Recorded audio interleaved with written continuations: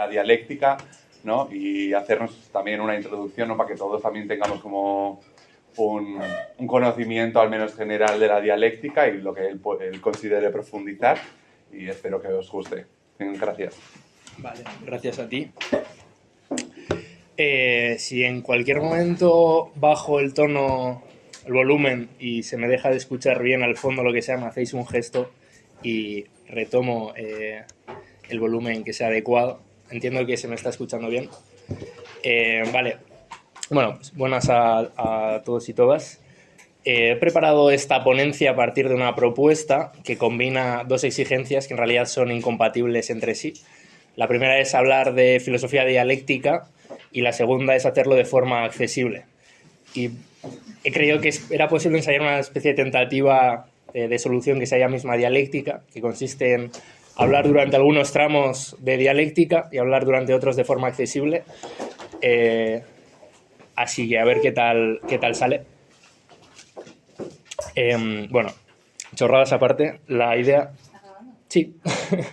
La idea es básicamente presentar algunos puntos, algunos conceptos, no de forma demasiado sistemática, que permitan a quienes no tengáis demasiada idea de esto, pues por falta de interés o porque no es vuestro tema o lo que sea, bueno, que os podáis familiarizar con algunas ideas, como se ha dicho también en la introducción y como se puede deducir del título, muy generales, muy introductorias, poniendo énfasis sobre todo en aquellas ideas que me parece que pueden iluminar cómo entendía Marx su proyecto intelectual y que por tanto puedan servir, al menos indirectamente, para comprender un poco mejor algunos aspectos de su obra.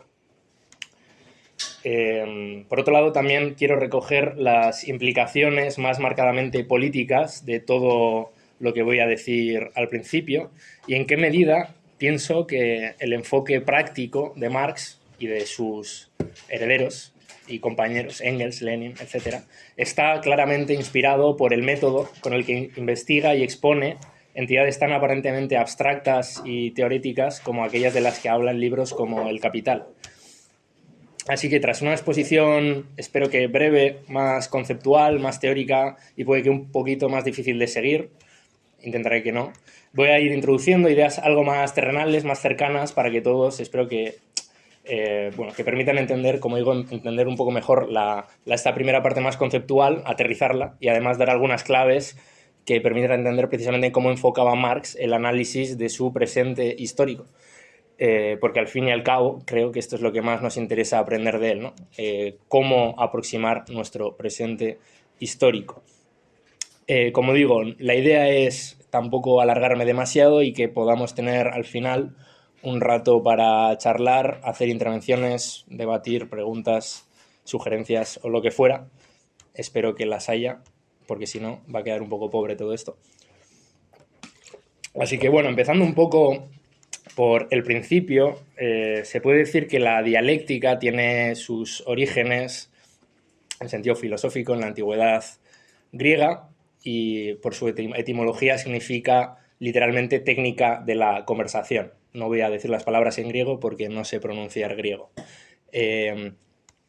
Quizá, bueno, los que estudiáis filosofía os sonarán figuras como Heráclito, Platón o Aristóteles, que se ocuparon al menos parcialmente, y no tan parcialmente, de la cuestión de la dialéctica, aunque en este contexto todavía no había desarrollado las características que van a interesar posteriormente a filósofos modernos y se reducía, aunque no del todo, pero se reducía principalmente a una cuestión, a una rama casi de la retórica y de la lógica, ¿no? A una capacidad para evitar, digamos, y desarrollar, evitar las contradicciones o desarrollar el pensamiento de acuerdo con criterios de la lógica formal, ¿no? Era, como digo, una rama de la lógica aplicada al debate y a la técnica de la conversación, como dice el propio término. Bueno, más allá de este apunte, se puede también mencionar, o se podrían mencionar algunos filósofos dialécticos de la época medieval y tal, pero lo que realmente nos interesa desde el punto de vista de lo que va a ser la dialéctica en Marx, es cómo se recupera todo esto y se desarrolla en la filosofía moderna. El primero en recuperar la dialéctica en un sentido positivo y sustantivo aunque no suele ponerse, o no se suele prestar mucha atención a esto, es Kant, con la crítica de la razón pura en el siglo XVIII. Sin enrollarme mucho en esto tampoco, simplemente para que se tenga en cuenta, lo que Kant plantea, en resumidas cuentas, es que la razón, como la capacidad superior de pensamiento, en el momento en el que aspira a pensar el contenido esencial de los fenómenos, inevitablemente se enreda en contradicciones consigo misma. Bueno, esto lo desarrolla en la última parte del libro larguísimo que es La crítica de la razón pura. Y aunque esta no es todavía una comprensión pero mejor dicho, aunque todavía es una comprensión de la dialéctica que podríamos considerar limitada desde el punto de vista de desarrollos posteriores en Hegel o Marx, sí que introduce un elemento decisivo que va a ser importante tanto para Hegel como para Marx. Y es que Kant plantea que estas contradicciones en las que se enreda inevitablemente la razón no son simplemente errores lógicos, o sea, no derivan de la incapacidad de los sujetos para ordenar sus pensamientos de acuerdo con las reglas de la lógica formal, es decir, no es una limitación subjetiva. Para Kant, lo que Kant plantea es que estas contradicciones son inevitables porque son objetivas, es decir, pertenecen a la realidad misma, a la objetividad misma. Y esto representa, en cierto sentido, un salto con respecto a aproximaciones previas que limitaban la dialéctica a una cuestión formal. Y lo he explicado de una forma muy resumida, pero me sirve básicamente de puente para plantear también de forma resumida cómo enfocaba Hegel esta cuestión.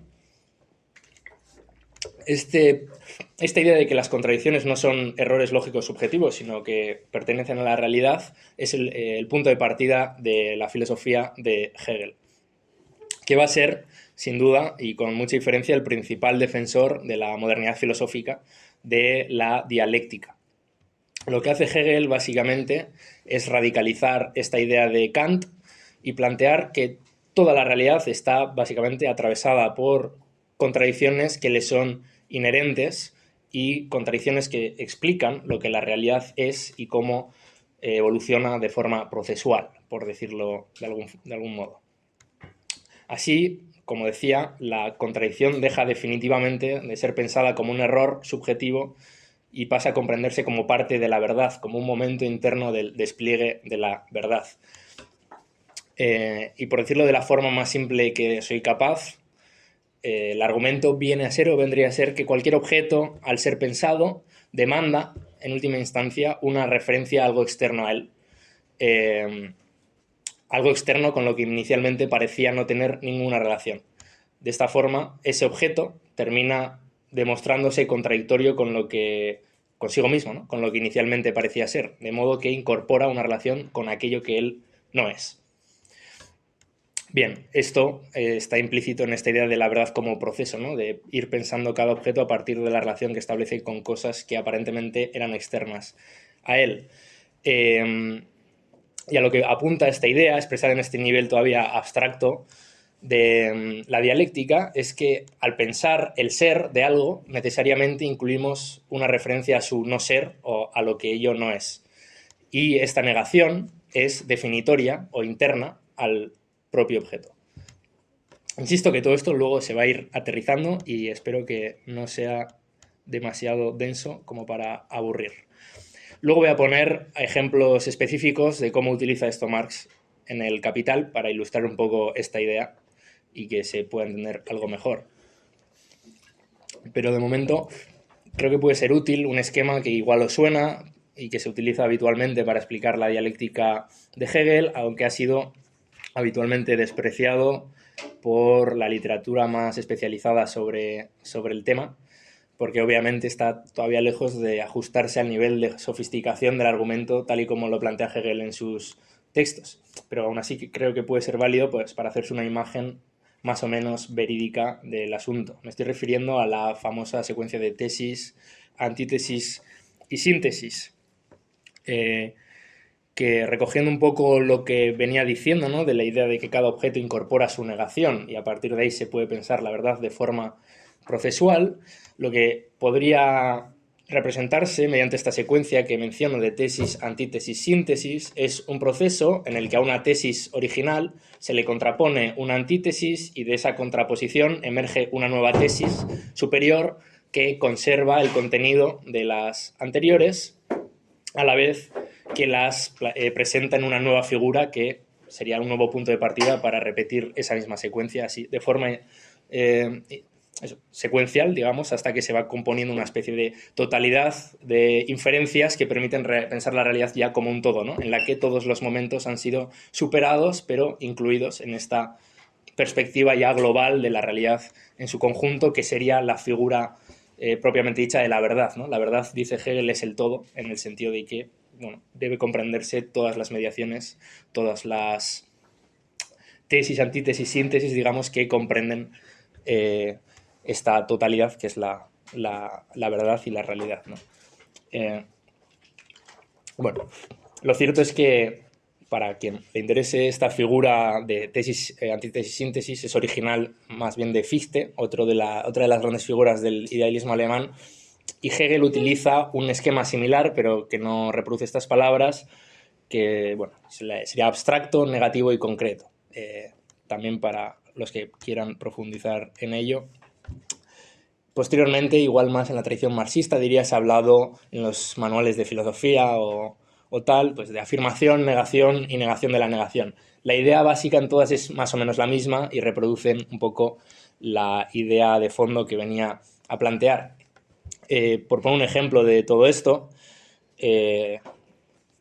para Marx, el comunismo como modo de producción no es algo simplemente distinto y externo al capitalismo o algo otro y conceptualmente separado, sino una forma superadora que se erige o se construye sobre los logros técnicos y productivos que ya previamente ha conquistado el capitalismo. En este sentido, y es solo un ejemplo, el comunismo no solo es una contraposición abstracta, no solo rompe con la forma capitalista de la riqueza, sino que conserva el nivel de racionalidad histórico alcanzado por el capitalismo y lo integra en una realidad histórica superior.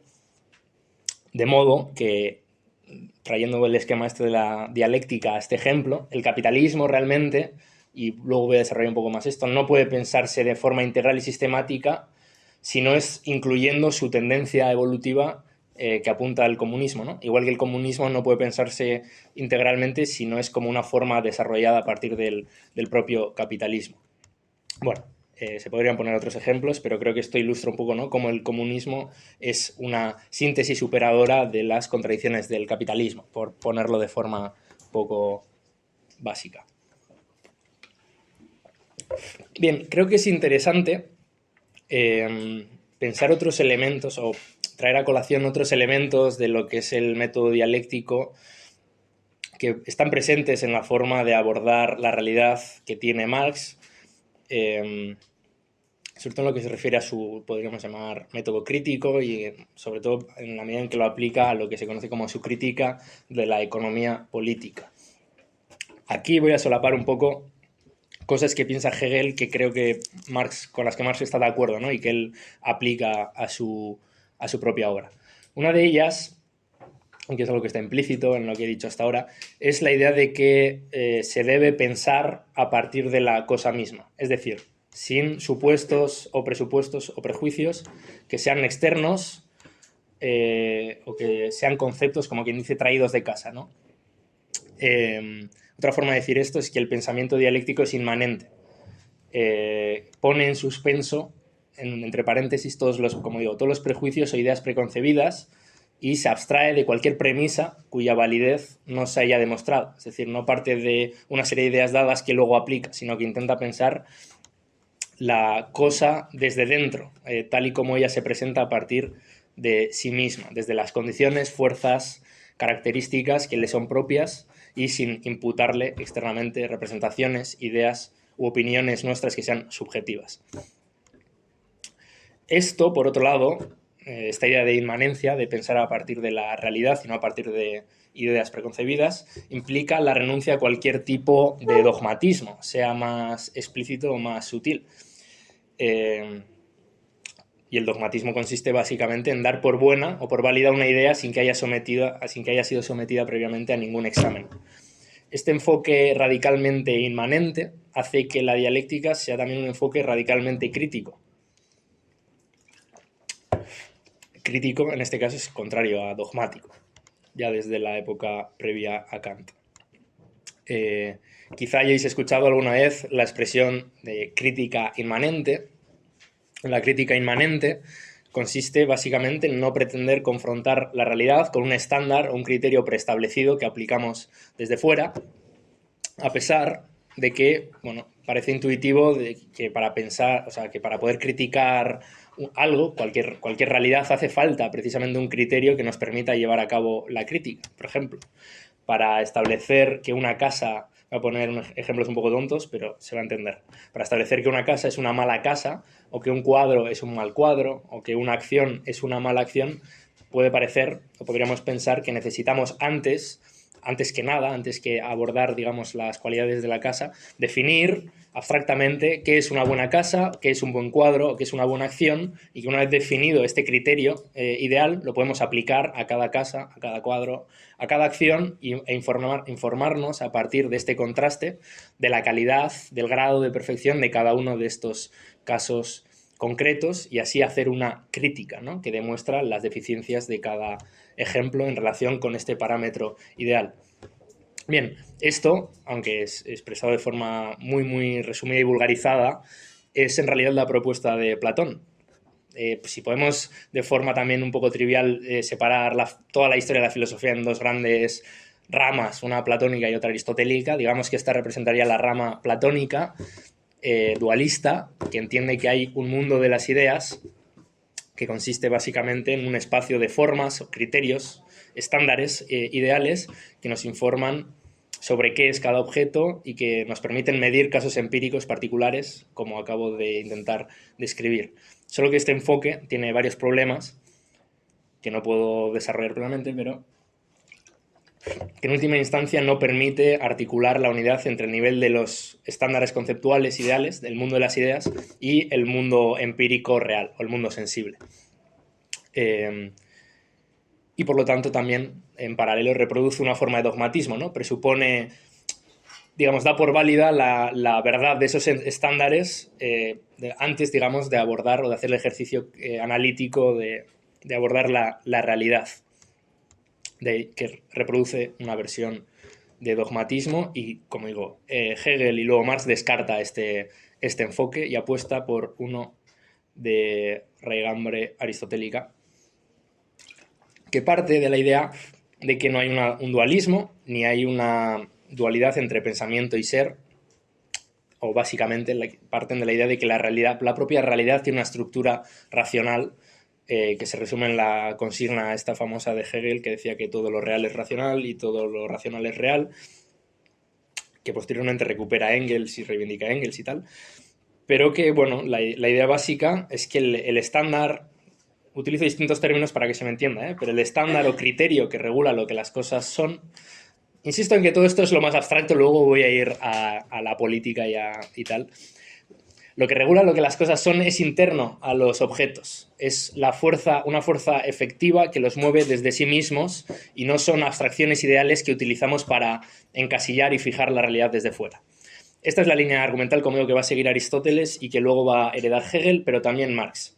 Y esto es lo que permite resolver ese dualismo entre realidad y conceptos y ofrece o permite ofrecer o terminar ofreciendo un nuevo modelo de crítica que no es idealista, sino, vamos a llamarlo materialista, que no necesita apelar a un estándar externo para realizar su crítica, es decir, para medir el grado de perfección o plenitud de un objeto, porque la propia exposición de lo que ese objeto es, en un sentido dialéctico, contiene ya la exhibición de sus límites, de sus contradicciones y, por lo tanto, de su potencial superación en otra entidad de orden superior, ¿no? Y la crítica, por lo tanto, no es una especie de ejercicio subjetivo, sino un proceso interno a la realidad misma. La realidad es interna, la crítica es interna a los procesos de la realidad. El ejemplo más claro, una vez más, es el de Marx con el modo de producción capitalista. Marx no plantea un ideal desde el que confrontar la realidad del capitalismo y revelar a la luz de este ideal todas las injusticias del sistema. O sea, él no empieza a definir cómo sería una sociedad buena justa y bella, y a partir de ahí dice, hostia, pues el capitalismo no es ni bueno, ni justo, ni bello, y por lo tanto hay que transformarlo. Este enfoque no es el que él utiliza. Más bien lo que hace es exponer lo que el capitalismo es y en virtud de su propia lógica interna. Y al hacer esta exposición lo que hace es, de forma simultánea, una crítica de las propias categorías económicas que regulan este modo de producción y de la forma de conciencia que busca sistematizarlas teóricamente, a saber, la economía política. De ahí que Marx, o sea, esto se explica por qué Marx no formula o no se limita a formular una nueva economía política, ni a fundar una especie de nueva rama o subrama dentro de la disciplina de la economía política, sino una crítica de la economía política en tanto que disciplina científica, ¿no? O sea, hace una crítica integral que consiste, como decía, en la exposición científica y sistemática de las categorías económicas que operan en el capitalismo, mercancía, dinero, capital, bla, bla, bla, pero llevándolas a un nuevo marco teórico que no se limita simplemente a registrar cómo es el capitalismo, tal y como el capitalismo existe de hecho, sino que lo comprende a la luz de tendencias internas que apuntan más allá de él, es decir, que apuntan hacia su superación en modo de producción, en una sociedad superior que llamamos comunismo. Esto es dialéctica también, ¿no? Bien, por ilustrar un poco cómo plantea esto Marx y recuperando aquella idea que mencionaba de que el método dialéctico pasa por entender la negación de una entidad como parte interna a ella y tal, se puede recoger o repasar o resumir muy brevemente el propio Capital o el proceso de exposición del Capital de Marx. Aquí me refería al libro, no al Capital como realidad económica. Cómo estructura básicamente, por ejemplo, la relación entre las categorías de mercancía, dinero o capital, que son con las que empieza su libro, que no sé si lo habéis leído, deberíais. Bien, lo que él plantea es básicamente si el capital, por ejemplo, es... O sea, esto no lo plantea así en el propio libro, es la reflexión que está implícita, ¿no?, en su modo de presentación. Si el capital, por ejemplo, es dinero invertido que produce una ganancia o que revierte una ganancia, para entender el capital hay que entender, por lo tanto, primero el dinero, ¿no?, que es un concepto presupuesto dogmáticamente en el concepto de capital. A su vez, si el dinero es un equivalente que hace conmensurables e intercambiables distintas mercancías o todas las mercancías, nuevamente en el concepto de dinero está dogmáticamente presupuesto el de mercancía, por lo tanto hay que estudiar primero o examinar el concepto de mercancía o la forma de mercancía para entender qué es el dinero.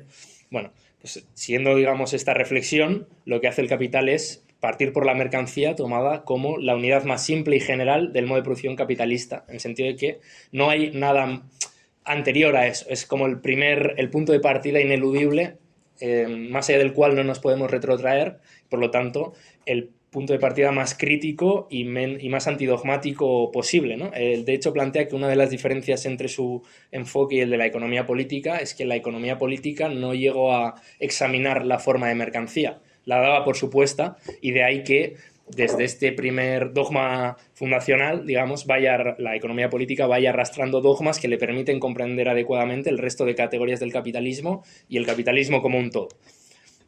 Bien, en este sentido, Marx, en contraposición a este dogmatismo, piensa que examinando la forma básica y más general de la economía capitalista, que es la mercancía, se pueden ir reconstruyendo dialécticamente las formas más complejas, el dinero, el capital, el plusvalor, la renta, la ganancia, el interés, etc., etc., y terminar reconstruyendo el modo de producción capitalista en su conjunto de forma teórica o ideal, ¿no? Y es en este ejercicio que Marx va desplegando las categorías implícitas en cada una de estas figuras o entidades que va examinando, ¿no? Con esto quiero decir que un poco en la línea que acabo de mencionar, para comprender completamente qué es la mercancía, uno tiene que terminar recurriendo al concepto de dinero, y así sucesivamente.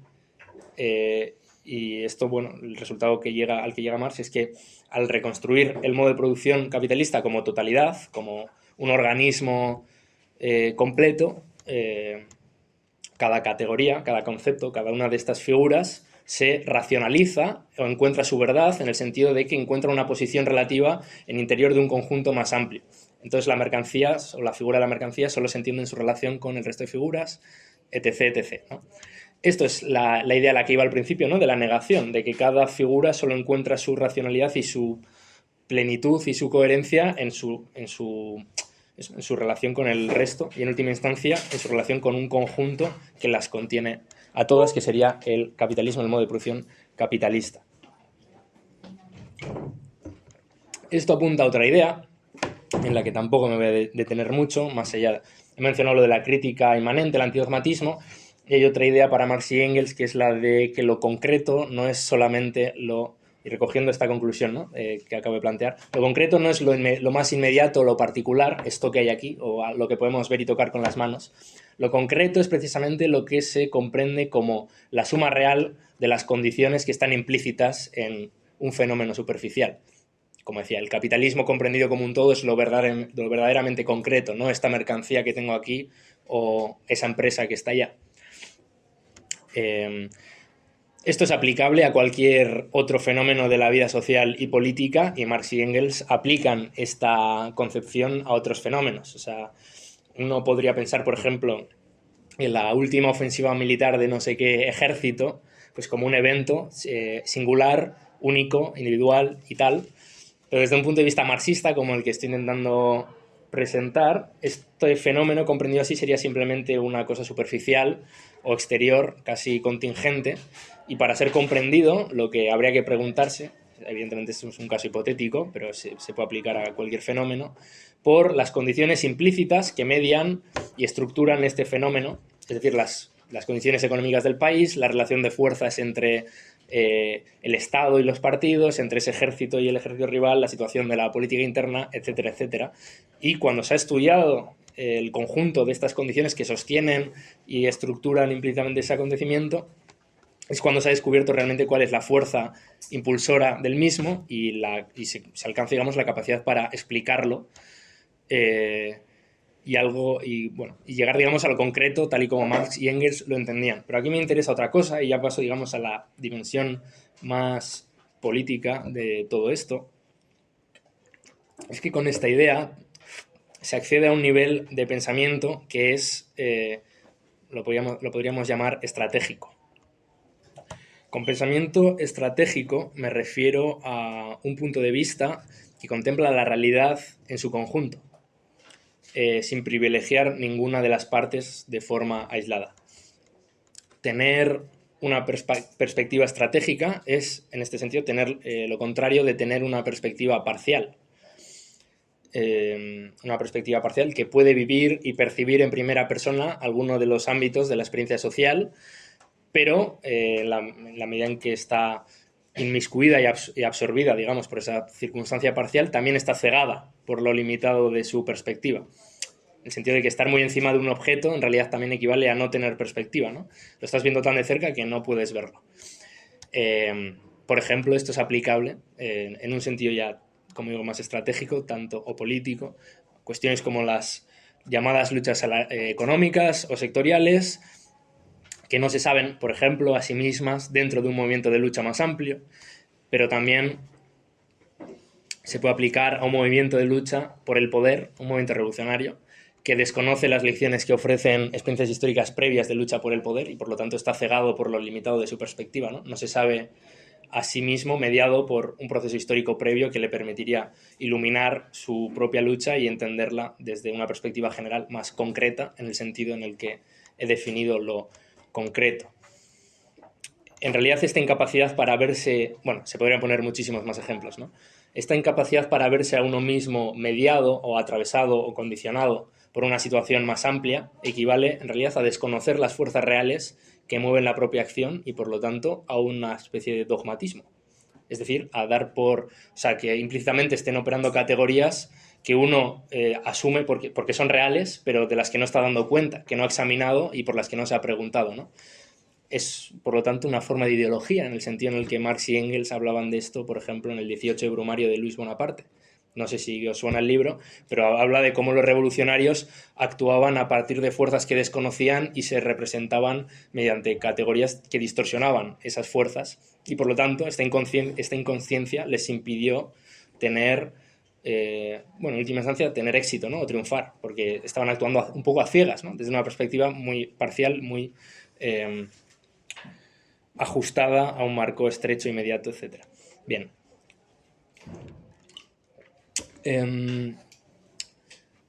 Hay ciertas aproximaciones a la cuestión de la dialéctica, más o menos recientes, de las últimas décadas, que se han centrado en la dimensión más sistemática de la cuestión, tal y como la puede la relación de las categorías en un nivel conceptual, teórico y tal, pero han dejado un poco de lado, en mi opinión, la dimensión más histórica, ¿no? O procesual de la dialéctica. Estoy pensando, pues, en las nuevas lecturas de Marx, una movida que se llama la nueva dialéctica sistemática y tal. Bueno, autores que se centran de forma muy sofisticada en todas estas cuestiones.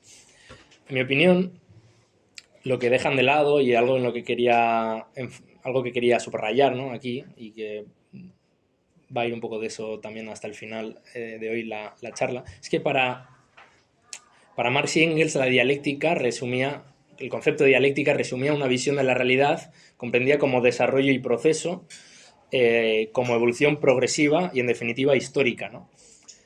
Su dialéctica no es simplemente un método de exposición estático de la lógica interna de un objeto, sino un método de exposición que sitúa esos objetos en su desarrollo, en el contexto de la historia, ¿no?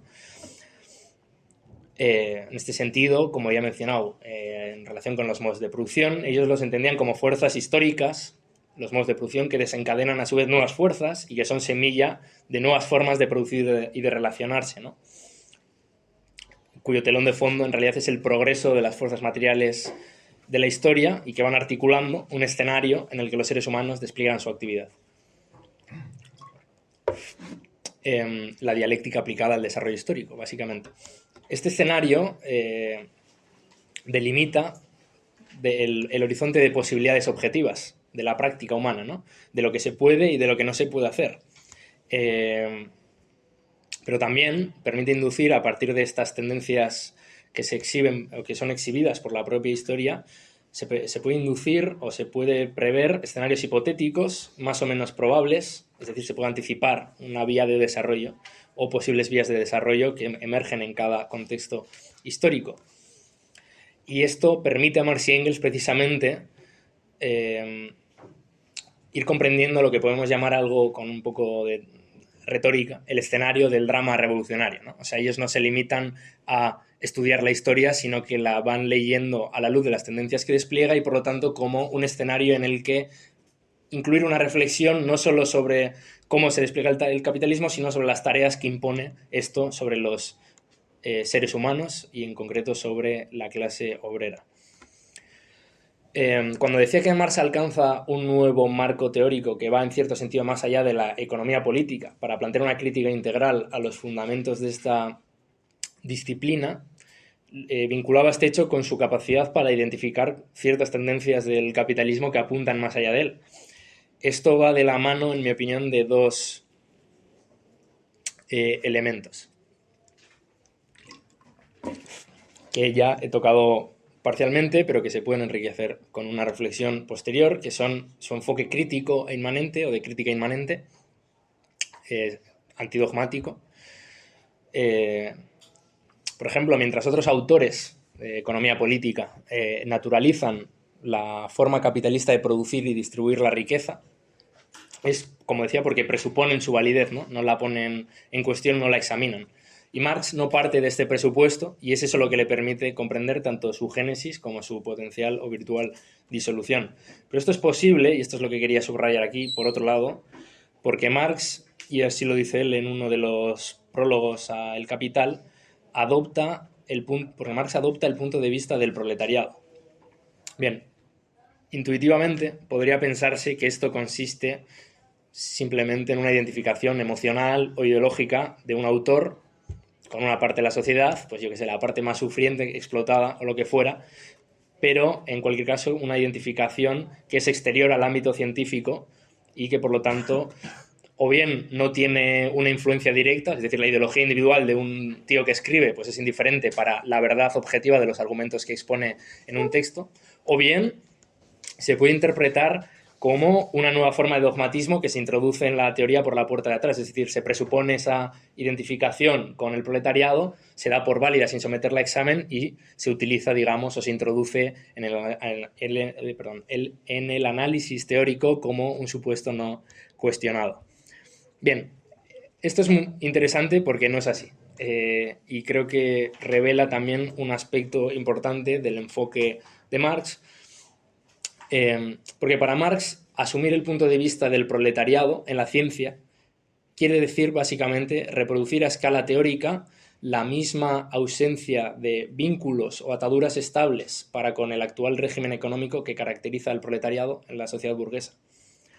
Es decir, el proletariado, como clase, puede desarrollar un punto de vista crítico y potencialmente revolucionario frente a las relaciones de producción capitalistas, porque al estar desposeído de propiedad, es decir, al no poseer nada más que su fuerza de trabajo y estar separado de las condiciones de producción capitalistas, no tiene ningún interés objetivo en su reproducción, de modo que no está obligado a respetar dogmáticamente la inmutabilidad de ciertas formas de propiedad. Es decir, como no tiene un interés objetivo en mantener esas formas de propiedad, esas formas de producir y distribuir la riqueza, puede permitirse el lujo, digamos, de cuestionarlas. Mientras que la burguesía, en la medida en que está atada, su supervivencia como clase está atada a la supervivencia de sus condiciones de producción, no puede permitirse cuestionar la transformabilidad de esas condiciones que la mantienen como clase, ¿no?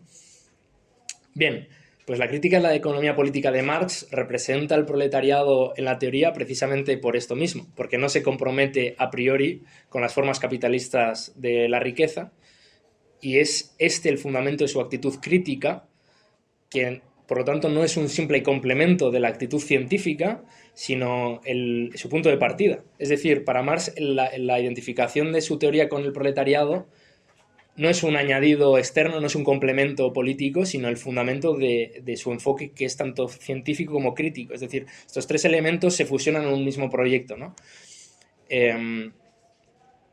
Y esto podría describirse ya directamente como el fundamento de la conciencia socialista, ¿no? La conciencia proletaria y socialista. Y aquí se introduce una nueva variable, si queréis también de forma dialéctica. Y es que el proletariado, desde este esquema que he presentado ahora, pasa a poder concebirse como una fuerza interna al marco de relaciones sociales que está siendo descrito mediante la teoría. Es decir, que para pensar consecuentemente el capitalismo tenemos que pensarnos también como sujetos internos que participan y condicionan el desarrollo de sus relaciones sociales. Es decir, el propio sujeto forma parte del objeto que es descrito, en este caso la clase obrera o el proletariado. Esto pura dialéctica también, ¿no?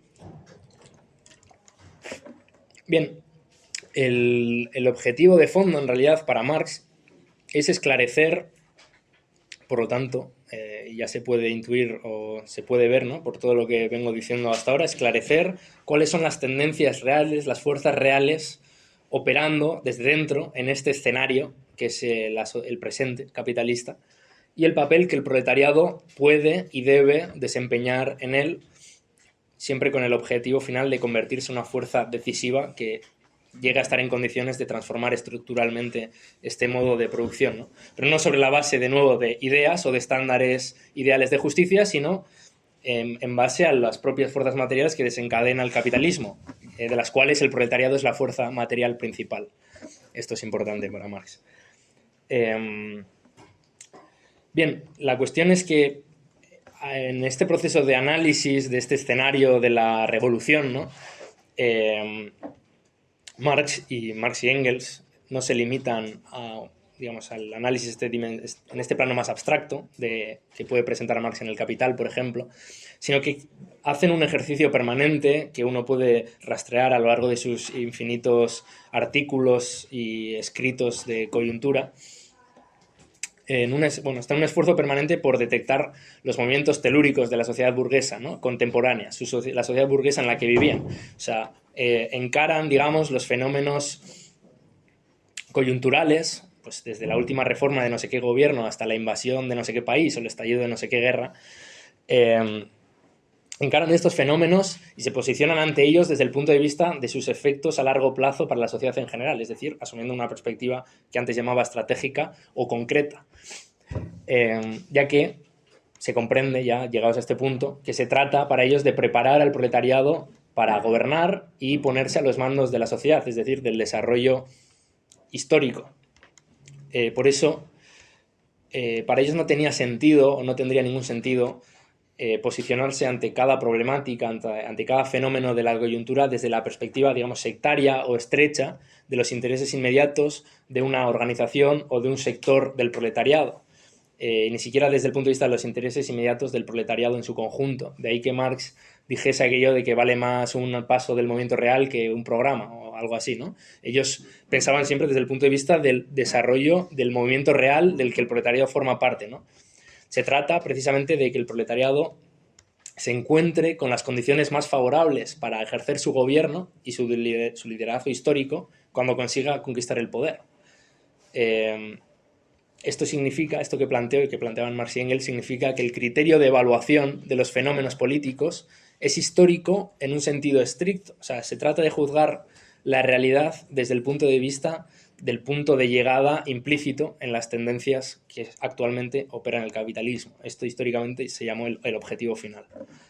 Por eso, Marx y Engels se posicionaban sobre cuestiones como la política arancelaria de Bismarck, los impuestos en Gran Bretaña, el militarismo y un larguísimo etcétera de fenómenos y tal, en función de sus efectos, como decía, no para con el proletariado como grupo humano empírico, es decir, cómo le va a afectar al proletariado inglés esta subida de impuestos en su bolsillo, por decirlo así, sino desde el punto de vista de sus efectos en el desarrollo social concebido como un todo. De ahí que la idea de progreso histórico para ellos sea esencial. No solo en lo que se refiere al análisis más abstracto, sino en el enfoque práctico de la realidad política, ¿no? Para ellos, tratar de hacer avanzar el movimiento real del proletariado, como decía, que a su vez debe ser un instrumento para hacer avanzar el movimiento general de la sociedad a partir de las fuerzas de las que dispone en cada momento y apoyándose en las fuerzas existentes en cada caso. Por lo tanto, eventualmente también en alianza con otras clases o fracciones de clase. Esto está muy claro, ¿no? En aquella época en la que todavía había reductos económicos de modos de producción previos, reductos políticos de modos de producción previos, etcétera, pues evidentemente todo lo que fuera ir despejando el camino para un desarrollo más pleno de las fuerzas productivas del capitalismo, un desarrollo más pleno de la organización proletaria, pues había que apoyarlo, en ocasiones también apoyándose en otros sectores pequeño burgueses o incluso burgueses en contra de estos reductos, ¿no? Precisamente porque se asumía esta perspectiva de la historia como un movimiento en progreso. Bien, en este sentido, Engels definía la teoría comunista, el comunismo, como, y cito, la expresión teórica del movimiento proletario, que es el llamado, esta teoría, o el comunismo, es el llamado a investigar las condiciones históricas y con ello la naturaleza misma de este acto, la revolución, infundiendo de este modo a la clase llamada a hacer esta revolución, la clase hoy oprimida, la conciencia de las condiciones y de la naturaleza de su propia acción. Cierro comillas. La teoría comunista, en este sentido, es el ejercicio que hace explícitas las condiciones implícitas en la acción, concretamente en la acción de la clase obrera, ofreciéndole a esta una perspectiva general como la que mencionaba, es decir, una perspectiva estratégica que permita actuar racionalmente, o sea, con conciencia de su posición en un conjunto social e histórico más amplio, que trasciende su situación inmediata y sus intereses inmediatos. Ahora bien, esta perspectiva general, para no degenerar en un nuevo dogmatismo o en un nuevo doctrinarismo, un nuevo idealismo, debe incorporar también lo particular, es decir, las peculiaridades de cada situación, la correlación de fuerzas y todas las variables que están presentes en una situación política dada. Por eso, la estrategia tiene una declinación táctica. como expresión específica y particularizada de esa misma estrategia, ¿no? Que encuentra, y esto también podría llamarse dialéctica, una táctica, una aplicación táctica de la estrategia que encuentra una superación cuando los problemas objetivos que plantea una determinada coyuntura han sido resueltos y se ha progresado a un nuevo escenario. Que si queréis conserva el anterior, pero lo supera, ¿no? Cada etapa de desarrollo de la lucha de clases de alguna forma es una evolución de la anterior a partir de las fuerzas internas que estaban presentes en aquella, y la táctica es una aplicación de esta perspectiva general a cada una de esas etapas medida en función de las variables específicas de cada una de esas coyunturas y que también va progresando precisamente en función de la propia coyuntura, ¿no? Esto, desde luego, que se puede entender desde el esquema de dialéctica tal y como lo he presentado al principio. Pero algo que me parece importante, y también aquí retomo esa crítica, ¿no?, a ciertas interpretaciones de la dialéctica, es que precisamente la dialéctica en esa forma general, más filosófica, en la que la he podido describir en los primeros tramos de la charla, así presentada, es unilateral y abstracta, en la medida en que cree que se basta a sí misma, digamos, y que no necesita ser aplicada al examen de la realidad histórica, social y, en última instancia, de nuestro presente, ¿no? En este sentido, la dialéctica como filosofía, como método universal, digamos, separado de la materia y del contenido de investigación real, degenera en una nueva metafísica, en un nuevo platonismo, si queréis, eso, y en un nuevo marco conceptual que en última instancia se extiende de la práctica, ¿no? Porque no se piensa a sí misma como una guía para la acción y no se ve obligada o no se cree obligada a concretarse en términos estratégicos y tácticos. Esto es todo lo contrario de lo que Marx y Engels querían cuando reivindicaban la dialéctica como parte esencial de su método materialista, ¿no? Precisamente llamaban o denominaban metafísica a la pretensión de establecer verdades absolutas y atemporales e independientes completamente de las circunstancias concretas de las distintas coyunturas, en última instancia de la historia. Así entendida, la metafísica conducía al utopismo o al doctrinarismo, ¿no? a la idea de que uno cuenta con una verdad firme, establecida de una vez por todas, que puede, de nuevo, contrastar desde fuera con la realidad del mundo.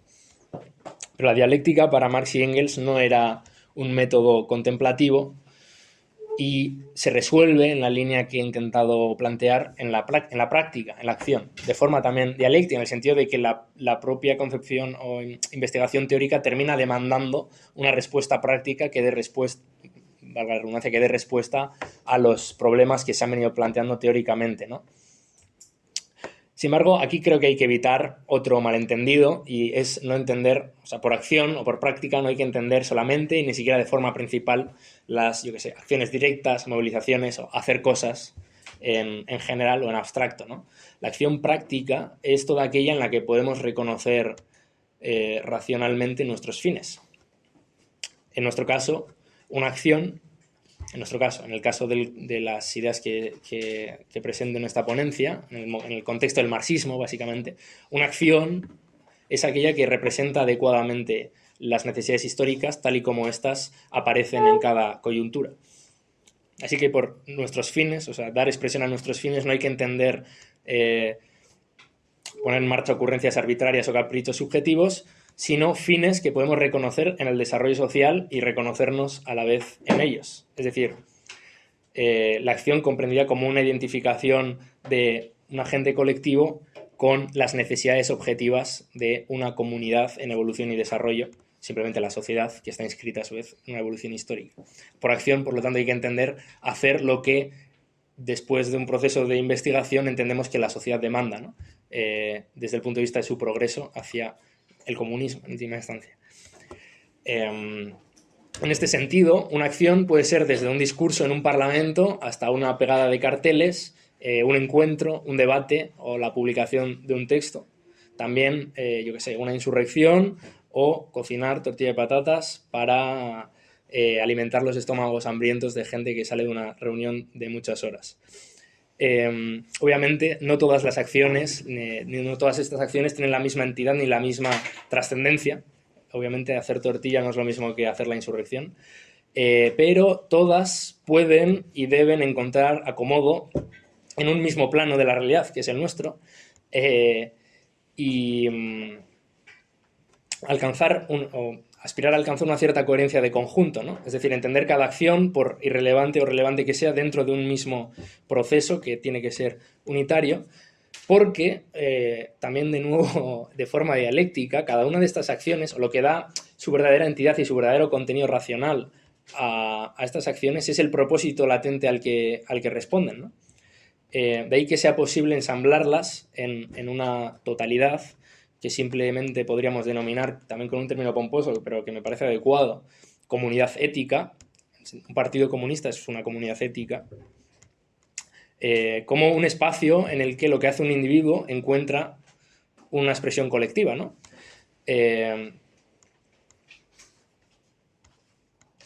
No sé si esto se entiende, en cualquier caso luego se puede desarrollar. Bien, y es en este sentido que creo no, estoy convencido, y lo vengo defendiendo hasta ahora, que Marx entiende que la dialéctica tiene una vocación radicalmente política, en el sentido en que nos enfrenta abiertamente a la cuestión de qué hacer, cuya respuesta no está dada de antemano y debe formularse en el proceso mismo de reflexión acerca del proceso social histórico del que formamos parte, ¿no? Contrariamente a las recetas doctrinarias, utópicas, metafísicas, no hay ya un esquema que se pueda implantar, sino que en la medida en que formamos parte de ese proceso, la respuesta está siempre, de alguna forma, en construcción y en debate. Es lo que Aristóteles, por otro lado, llamaba razón práctica.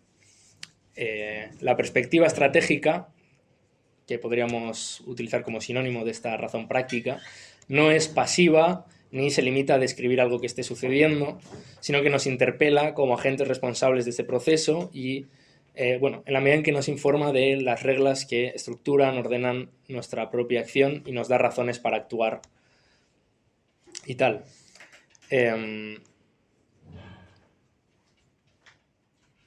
Bien. Aquí se revela, digamos, o sea, estas razones que emergen, ¿no?, en el proceso que se puede entender como acción política, se elaboran, como digo, dentro de un proceso colectivo que es de constante deliberación entendido como proceso en el que conjuntamente encontramos las mejores razones para hacer lo que hacemos, como la insurrección, por ejemplo. Es un proceso también argumentativo, con una dimensión argumentativa, en el que tratamos de hacer explícito el contenido que está implícito en nuestras prácticas y creencias. Es decir, ponernos de acuerdo sobre qué debemos hacer conjuntamente tiene, evidentemente, una dimensión deliberativa, argumentativa, etc. Y en esta idea reverbera algo del origen griego de la dialéctica, que es precisamente aquello que tiene que ver con el diálogo, la técnica de conversación en una comunidad política. En realidad, desde cierto punto de vista, la obra de Marx, Engels y también Lenin y otros se puede leer como una contribución a este ejercicio, ¿no?, de liberación colectiva. Es decir, ellos están haciendo una intervención en un debate colectivo, interpelando a una clase obrera en movimiento, en el que plantean interrogantes y respuestas acerca de la cuestión de cómo debemos actuar y por qué debemos actuar, ¿no? Y aquí se inscribe la crítica a la economía política de Marx, pero también los textos de análisis de coyuntura económica y política, o cuestiones de táctica, organización, etcétera, ¿no? Son distintos niveles de análisis enmarcados en un mismo proceso, ¿no?, que es la autoorganización política de la clase obrera. Y en este sentido, la idea de política combina dos elementos, uno más trivial que todos conocemos, de fuerza, dominio y poder, ¿no? La política entendida como actividad orientada a que una clase oprima a otra, pero incorpora otra dimensión que creo que no siempre se tiene presente y que era importante para Marx, los marxistas, y creo que es importante también tenerla en mente, que es precisamente la que hace alusión a este aspecto comunitario y deliberativo de la política. Y en realidad, solo una clase que no necesita esclavizar a otras, como es el caso del proletariado, puede llevar esta dimensión de la política a su máxima expresión, ¿no?, hacerla florecer plenamente.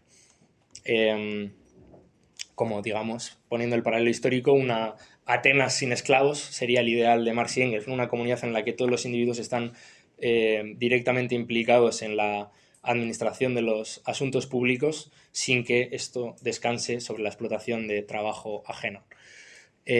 Menciono esto precisamente porque creo que se ha podido entrever que la acción política puede comprenderse como una encarnación de las distintas declinaciones de la dialéctica que he ido introduciendo. Es decir, por un lado, como el espacio en el que ponemos razones en común para decidir qué hacer y qué no hacer, a partir de juicios contrastados acerca de cuáles son las necesidades colectivas y los medios para satisfacerlas. Bien, voy a ir acabando.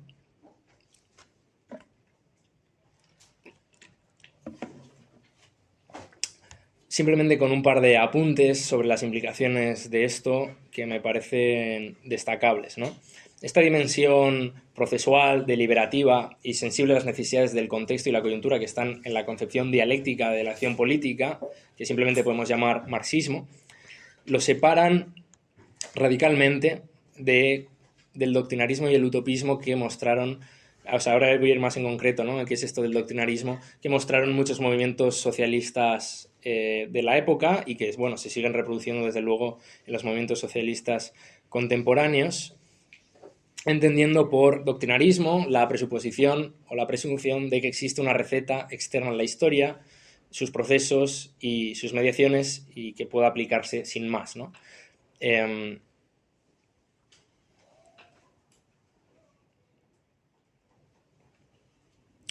Y así como, por ejemplo, no adecuarse a las circunstancias variables, siempre variables de cada escenario, supone devaluar la estrategia, empobrecer la estrategia y convertirla en una fórmula vacía e impotente, sin contacto con la realidad. También plegarse plenamente a los vaivenes de cada coyuntura supondría recaer en una especie de tacticismo y en una renuncia a la perspectiva general, que es lo que permite en última instancia mantener la independencia a través de las distintas circunstancias, a través de los distintos escenarios y etapas de la lucha de clases. Los utopistas originales, los utópicos originales, querían básicamente negar el capitalismo abstractamente, construyendo una sociedad paralela, un modelo de sociedad ideal que contraponera a la sociedad realmente existente, y hacían valer su perspectiva no a través de la sociedad existente, sino a pesar de ella y contra ella. Y esto era la esencia completamente antipolítica de su proyecto, ¿no? Si la política consiste en construir en comunidad un proyecto para la sociedad en su conjunto, las doctrinas utópicas a lo que aspiraban era dar la espalda a la sociedad, ¿no? Y recluirse, digamos, en falansterios o en experimentos pseudosocialistas en los que tratar de superar el capitalismo, pues yo qué sé, en los gasteches de su época. Es decir, en vez de orientar, lo que hacían los utopistas, en vez de orientar la mirada de la clase obrera hacia los fenómenos políticos de su presente, la empujaba al ensimismamiento en la idolatración de una doctrina, ¿no? Y en vez de volcar la energía de la clase obrera en la acción política racional, o sea, en el esfuerzo por condicionar el curso general de la sociedad, la recluía, la alejaba y la separaba de la sociedad, cortando, por lo tanto, cualquier influencia que la clase obrera pudiese ejercer en la lucha de clases, ¿no? Si conocéis, yo qué sé, algún grupo bordiguista o maoísta o alguna cosa así, pues veréis cómo se replica perfectamente este esquema, ¿no? De construir una fórmula pretendidamente universal y fija, desde el que se plantea es una estrategia estática y que se cree válida para cualquier época y lugar, sea cual sea, ¿no? La circunstancia concreta. Esta es una visión completamente antipolítica y por lo tanto completamente antimarxista. Y esto tiene un reflejo, y con esto voy a terminar, o sea, el utopismo y el doctrinarismo tienen un reflejo organizativo en el sectarismo, del que hablarán Marx y Engels en el Manifiesto Comunista, pero también a lo largo de su prolongada trayectoria política en distintas cartas, distintos textos y tal, en referencia a los bakunistas, los lasallanos, otros grupitos socialistas de la época, en la medida en que, dicho muy sencillamente, cuando uno construye un movimiento alrededor de una doctrina y no alrededor del análisis desprejuiciado de la realidad, lo que pretende es, o la única forma de convencer es de tal modo que el resto asientan ante una doctrina ya establecida. Y la agrupación se da alrededor de quienes creen en esta doctrina ya establecida, que casualmente suele coincidir con la existencia de un iluminado, digamos, de un gran líder que es el que ha tenido acceso privilegiado al conocimiento de esta doctrina y el que la enseña a los demás. Los demás no tienen otro remedio que o bien aceptar esa doctrina tal y como existe o bien no participar de ese movimiento. De ahí que las sectas tiendan, por lo general, a no ser movimientos de masas y ser cosas reducidas, ¿no? Esto contrasta con la idea del marxismo como de liberación o como estrategia y táctica. Si uno no tiene, en el caso del marxismo, una doctrina establecida de la que convencer a los demás, sino que se trata de un proceso de deliberación acerca de qué hacer en función de la correlación de fuerzas establecida, potencialmente cualquiera puede participar de ese proceso, cualquiera puede argumentar a favor de una propuesta y ganar o ser derrotado, digamos, en un debate acerca de eso. Por lo tanto, es una forma de proceder que potencialmente interpela a todas las masas, digamos, de la clase obrera y puede agruparlas bajo una misma bandera, un mismo proyecto, algo que el doctrinarismo, por su vocación antipolítica y sectaria, no puede hacer. Y sin más, tampoco tenía alguna cosa más, pero creo que con esto va a ser suficiente para abrir una ronda de intervenciones, charlar o lo que sea que os apetezca. Y por mí ya estaría. Muchas gracias.